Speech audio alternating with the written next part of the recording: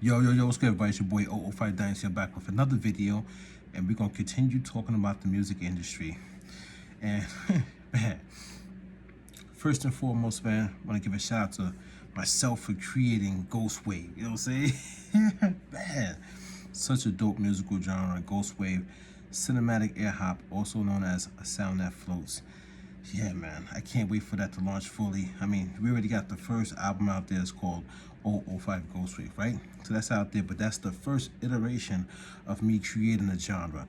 So there's a lot of technical flaws that I fixed it. So I have the full embodiment of the genre, but I'm waiting to release it. So be on the lookout, man. Just stay tuned, guys, man. So the full way that I do Ghost Wave, from the first initial sound all the way through, is gonna hit. It's gonna hit y'all, and when it hits, I'm gonna be ready to see how you guys take it and what you do with it, right? So coining a generation, right? The copy and clone generation. Now, you know what's so crazy, guys and girls? It's like, was I ready for that? You know what I'm saying? Like, was I ready to coin a generation? You know, like entering the unknown and the cost of the truth. You know what I'm saying, guys? Do you understand what I'm saying? Like entering into the unknown territory and the cost of the truth. Like, you know how many people, do you know how many people that they could be affected by what I'm saying? You know what I'm saying? You know what I'm saying? Like, a lot of people. Or people who might even think that they fall in this generation, and they actually don't. It's a lot of people who do not fall in the copy and clone generation, such as people that were innovators, created their own style, who worked on equipment that was very, very limited in their time, and they had to figure out ways to make their own sound. And one producer didn't sound like the next. It wasn't a copy and a clone. It was refreshing to hear the next producer and what they did with the artists that they were working with. That's different. That's before this generation. This started around like 2014. Like the early signs was like 2012, 2013. You saw when technology started to take over and things of that nature. And then 2014 to like now, you see like how companies jumped on the bandwagon to really roll with, you know, computers and moving fast and a quick workflow, and just everything's just speed, instead of slowing down and really just being more creative with the devices that they were making, the inner circuitry, and working with the limitations, or even surpassing. You can surpass the limitations, but in a specific way that would give your machine a certain color, a certain tonal characteristic, not just a clean sound that they have with the digital devices now, with a little bit of color, with the, you know, the little bit of analog that they got on the ins and the outs, right? The DAC, you know what I'm saying? Or the ADC, right? Either or, you know what I mean? The conversion, right? So, was I ready though? It's the crazy thing, to coin a generation of people, of musicians, of musical producers, and people who tend to go the same way. So now they all want to think a certain way about me and what I'm saying. And a lot of people will get into a defense mode because they might fall up under one of the categories that I'm mentioning in my videos or in my articles, which is understandable. And it's so crazy because it's like the way that we come up is being like, we depend on people in a lot of things. Like, I mean, so many things I could go. It's so many things I could say about how one person depends on another person, right? I could go down a rabbit hole. But I'll give you an example. Like, at my job, my 9-to-5 job, when I'm working, I'll have somebody come in to the place I'm working and immediately start asking questions without even looking for the certain product that they need. They're dependent on me immediately to get what they need. They're not even using their own brain. They're not even using their own eyes, their own senses. They're dependent on the next person right away as soon as they walk in. And to do what? To move fast. Oh, I gotta get this, I gotta get that. You know what I'm saying? sometimes it be people who are like way older than me too, way older than me. I'm like, how would you even ask me a question? You should know what this is or that is. You know what I'm saying? You've been on this earth for this long, and you don't know what this. You don't know what this. You don't know what this looks like. I mean, come on. Or you've been. I've seen these people in the store so many times, and you don't know what this stuff is at. But it's like this moving fast and depending. The companies want to move fast, and then the people buying the equipment, they like the moving fast. They want to move fast, and they like to move fast. They want to keep up with the times. They want to pump out content. They want to do the whole YouTube bit and monetization money, all that stuff. And nobody slows down to say, hey, what are we really doing? So, man, it's it's so crazy. It's like the weight that's on my shoulders for naming an era. You know what I'm saying? Naming a generation of people. It comes with fear. It comes with responsibility. So now I have to document it, write articles. I have to, have data, have facts, and be able to break things down and show people like, what the copy and clone generation is about. And like, I think to be honest with you guys, I'm doing a pretty good job so far. And I think moving forward, as I just dive deeper into my mind and I really think about this stuff, you'll be able to see clearly what it really is, especially in my articles. I break it down in the articles that's going to be published on medium.com, and you'll be able to start waking up and seeing exactly what I'm saying. Even though if some of my points might be talking about you right now, you'll see like, oh, now I get it. Yeah, I was defensive before because I didn't understand that my mind was depending on such and such and such because of my upbringing, because of the people that I was around, because of the people that was teaching me and stuff like that. But what 005 Dynasty is saying is, it's not it's not like a negative thing. It's just context of what everybody is doing, what they're used to. So now if I slow down and I start thinking about it and I start over, then I could break free from the copying somebody else's style or somebody else's way of life, and then ultimately I could move away from being a clone. Because that's what it is, guys. It's like you see a style, you see a genre, you see a way of life, you see a culture, you see a certain way of doing things. You see grabbing a turntable and sampling. You know what I'm saying? So then you literally copy what the next person did, and then you become a clone of that person. You know what I'm saying? So it's like, but I did a video a few years back, and it was like, well, I think it was like, what did I say? Something about these, I said tight beats. Everybody's making tight beats, and tight beats is copying off of somebody else's tight beats. That's why you say the title, in the title, you say the name of the musical producer that you're copying. Oh, this type beat, oh, such this type beat. That's copy. That's copying somebody's style, and you become a clone of them.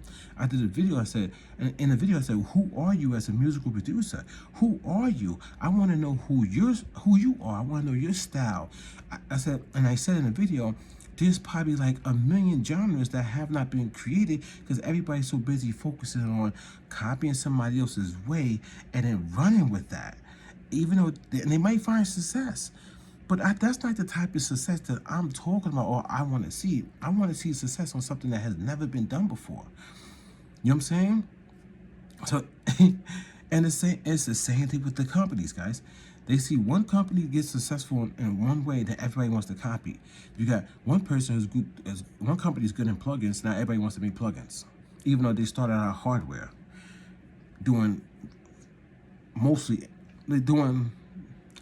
digital sequences or whatever, but a lot of good analog circuitry inside. Now it's very, very little analog circuitry, and it's a lot of, you know what I'm saying? Like, even, I'll show you something. Right here. I got this reverb here, right? Let me unplug it. Get the cables out of there, right? Get the cables out. I got this reverb right here, right? And I opened it up because I had to change the switches inside. I had to make sure it was stereo and stuff like that, right? But when I opened it up, man, it's just this thing costs a good amount of money, right? Maybe like $350, something like that. I can't remember how much I paid. Around that's a lot of money. You know what I'm saying? You could buy, man, you can buy a lot with that. But when I opened it up, it's a dope reverb, but it's nothing but like a board in here, man. It's just a board, like a PC board in here. You see it, you know what I'm saying? You know, and you see a little bit of like the analog outs on the back. It's not nothing extensive, man. It's not something that you would see in a preamp that would really change the really change the color of the sound and give it that So companies, they start doing these little tricks and tactics just to keep up with the times, keep up with each other, make fast money, copy and clone each other, copy and clone their devices, copy and clone their machines. They'll make one machine, like they'll take this one machine and now they put another skin on it, add more buttons and knobs, and it'll have the same inner workings of it, and then they'll be like, oh, it's a new version, it's a new generation, new model. That's what they're doing, guys. So the companies are copying and cloning. The musical producers are copying and cloning. So that's why I coined the generation, the copy and clone generation, the era. So, but there's certain people that don't fall under that, guys. There's certain people who you already know, they have their own style, their own. That's like, for example, even for Dynasty, I have my own genre now, and it don't sound like you guys' music, man. It sounds similar. My old music sounds similar, but the way I do it is different. So I coined it, and it's verified on Google now. So I made it. I'm solidified. Now, all thing I have to do is come up with the final form, and then boom, do a a press release and do all that stuff, and I'm off to the races. Now, what is the difference between me and you guys? Well, the difference between me and you guys is how you see the world. I was in the same world that you was in. I made the same beats that you made. So I made the same hip hop beats. I didn't make trap. My style was more like boom bap, but not kind of. You know what I'm saying? It was in between. I mean, I don't really know where to put it at, but it was still rhythmic hip hop beats. You know what I'm saying? More like that New York style, like the Dipset kind of. I don't know, whatever. But that was the early 2000s, right? But I never mentally gave into, you know what I'm saying, that, like this generation. I never gave into it.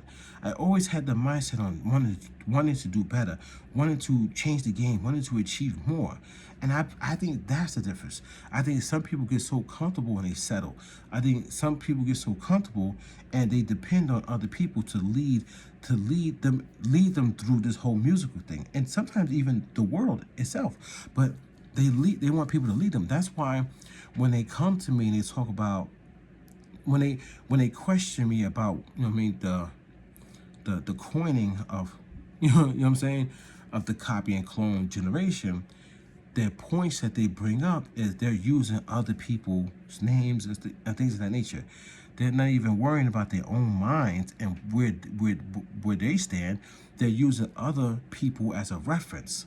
That goes to show you that they're still depending on other people in the world to even prove a point or try to battle against what I'm saying.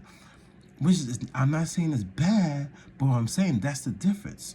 I'm literally not even using other people. I'm using me for my talking points because my mind is free. I created Ghost Wav by being free, not you know what I'm saying? Not like the way I created Ghost Wav, it was just in me. It was in me. I don't know, man. It was I love cinematic, I love hip hop, but I literally saw the flaws in both, and the flaws in my eyes. I'm not saying your eyes, in my eyes. I saw the flaws in cinematic music by how it doesn't really progress. Like, it doesn't have like that, you know what I'm saying, that progression. Then I saw the flaws in hip hop, that the progression became very, very stagnant. It moved, but it stopped at a certain point. It didn't elevate. A lot of hip hop doesn't elevate, if you get what I'm saying. So I started to subtract what was bad about hip hop and throw it out. Subtract what I thought was bad about cinematic music, throw it out. Then I took what was good from both, along with like my understanding of how I want to move and elevate the songs. So then I started to do research on how do you elevate songs? Also, how do you make songs come, you know what I'm saying, come down or go down under a certain point, but mostly elevate. So now I know how to move the songs up and down. I know how to do it now. You get what I'm saying, guys? So then I created Ghost Wav, man. Cinematic air hop, also known as a sound that floats. You know what I'm saying? So it's kind of crazy, guys. You know, man. And this is, I was retired, man. I was retired from music. There's always a calling and a higher, man. Some of you guys, you just haven't, I don't know, man. It's kind of hard to explain. Like, I see the world differently, man. I see things differently. I know people might just be like, oh, like, I get a lot of hate comments. I don't know. I don't know why people think it's okay to go on the internet and just hate on people. Like at will. These people are weird on this earth, man. I never go to people's YouTube channels. I don't go hate on nobody. I don't be in nobody's inbox. I don't be in anybody's comment section hate on people. What is wrong with people, man? But maybe I might be the person. If you just slow down, I might be the person that wakes you up. Maybe when I fully launch this Ghost Wav musical genre, when you hear it, like the way those songs progress or the way they move, then you might be like, oh man, he's right. It does sound different. It does move different. And maybe that might wake you up to be like, yo, let me go do my own thing, man. Let me not worry about this machine. Let me really focus on my sound. Let me focus on my sound from the very first instance that you want to create a song, the very first start. The sound quality has to be amazing, man. I saw a great video by a dope individual. I don't want to name drop, you know what I'm saying? Because sometimes when I name drop, those people get hated on. I don't want that to happen. But the individual was talking about sound and said, you know, you're worrying about this gear, but you got to worry about the first original sound. And I've been saying this for a minute too. But when I watched the video, I thought it was a pretty good point when they was basically saying, like, you don't need certain outboard gear to make your sound dope, which is very, very true. And I'll even go a step further. I talk about the preamp, right? Now, I only talk about the preamp because I want to take my sound and even enhance it even more than what is already sound from the quality that it already has. And I don't have to do that. That's another key thing. So my rolling keyboard already sounds dope. Supernatural sounds. They sound so natural. So I don't need to go and send it out the back into a preamp. I don't need to do that. I don't have to. You know, the keyboard already has its own color and flavor when it goes out the back, and it already sounds good in general from the sound engine that they built in there. I got the Roland FA06 Phantom keyboard workstation, right? When it goes out the back, I can go straight into the MPC or I can go straight into the computer, either or, and I've done it already, you know what I mean? But when I use the preamp, it gives me another level to, at the very first step before I record the sound into its final form, that digital form, from the tones that's inside of my keyboard workstation. Those are all separated tones. There's nothing gelling together, anything like that. It's basically a 100% full replica of whatever they sampled. You get what I'm saying? So whatever piano is in this keyboard workstation is literally what they sampled from the piano wherever they was at, and all the technology that they did. That's the beautiful part about a keyboard workstation, especially when it has supernatural sounds. It's really telling you what it has. Now, when I take that and I go out the back into a preamp, it gives me the opportunity to, let me see if I got it. Yeah, I got it. This technically gives me an opportunity to run my analog signal into another analog device, which has this awesome EQ on it, which is basically a channel strip that you will see on a console somewhere, SSL console, etc., etc., etc. And now I could bring some, as you can see right here, I could bring some treble. No, wait, make sure my finger's on the right thing. I could bring some treble, some highs. I could bring some mids. I could bring some lows, right? You see, it tells you mids. It says mids, and then it says bass, right? This allows me to scope the sound in an analog realm and enhance, give it more color, a little bit more saturation, a little bit more boost. And you can hear those frequencies, you can hear the tonality, you can hear the transistors basically working inside of this transformer, inside of this preamp. You can literally hear it, man. And depending on how good your preamp is, you could get some really, really good sounds. But do you need it? No, you don't need it, especially if your original source sounds good. No matter where you get your sound from, if it sounds good, you don't need a preamp. So I agree with that video. I really agree with it. But if you want to take it a step further and you're doing Ghost Wav and you're doing original piece, because Ghost Wav is an original piece. We're not sampling from somebody else's work. We're actually taking our tones that were sampled by the company to create this keyboard workstation, which is a tone. These are all tones in here. I'm saying piano, strings, all that stuff. You get what I'm saying, guys? And you take that and you want to run it through a preamp to enhance the sound. That's what you do. That's what you do, guys. You know what I'm saying? And then from here, I run it through my compressor if I want to. I could do from preamp to the MPC. Or I could do preamp, compressor, MPC. Or I could do preamp, compressor, and then maybe the analog heat to the MPC.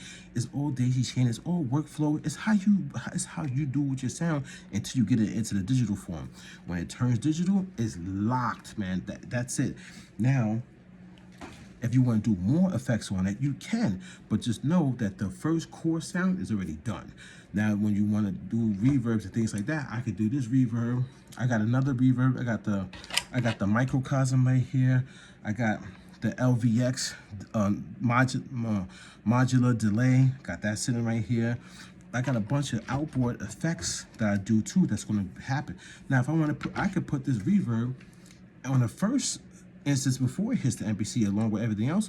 But why would I do that? First of all, this is digital. It's not even reverb. It's not even analog. I would have to get an analog reverb to carry that whole analog signal before it goes to that final digital conversion, right? But that's only if you really, really want to put the reverb in the first instance. But you don't have to. You could give yourself more mixing options later on with all the special effects. And on top of that, you got reverb in your keyboard workstation, so you technically don't even need that reverb unless you're doing Ghost Wav. See, that's the thing. When I teach you the tutorial, Ghost Wav goes really, really in depth with the effects. Man, wait till you guys. Whew. So anyway, it's a very scary place to be at, but I'm the guy for it, man, to coin a generation of people. Musicians, musical producers, creators. And I'm here for it, man. So this your boy 005 Dynasty. Don't forget to Google me. And don't forget, man, you only have one life to live. Why live it being fake? Don't live a fake life, man. Live a real life. Try to break out of the systems. Try to break away from being dependable. Try to break away from always looking at all the famous people and what they did and worry about you and yourself. And you become famous and you create. I want to see you guys create something new. Create a new genre. Create your own genre and tell me about it. Jump down in the comment section, guys, and let me know what y'all think about what I'm doing on YouTube and these streets. You know what I'm saying? And thank you for all people supporting me. And thank you to people with the comments, man. Because every time you make a comment, you give me the opportunity to elaborate, to get stronger mentally, and to build, and also write articles. I'm writing articles off of your comments. Y'all don't even know. Keep commenting because you're actually helping. You are actually helping. Comment. Drop a comment, man. I'm not even telling you to like and all this stuff and subscribe. I want data. I want information. I want to build with you guys and girls. I want to build. Drop a comment. This your boy 005 Dynasty, and I catch you on the next one. And I'm out.